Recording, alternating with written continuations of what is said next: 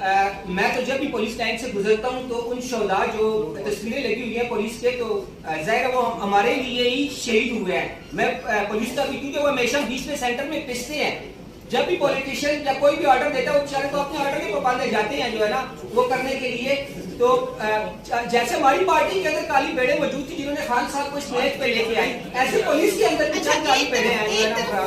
یہ پریشر نہیں، یہ ان کا ہے کہ جو جرائم پیشہ عناصر پولیس کو مس یوز کر رہے ہیں، جو غلط لوگ پولیس کو مس یوز کر رہے ہیں. میں تو کہتا ہوں کہ پولیس ان کو جو ہے نا اریسٹ کرے کہ وہ دیکھ لیں کہ یار کوئی بندہ پریشانی میں ہے یا اس میں ہے، تو آپ جو ہے نا اس کے کاروبار کو متاثر کرنے کی کوشش کر رہے ہیں جو ہے نا، کیوں کر رہے ہیں جو ہے نا.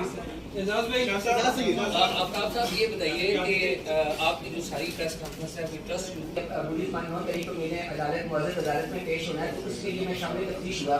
میری آفیسر کے ساتھ ملاقات ہوئی.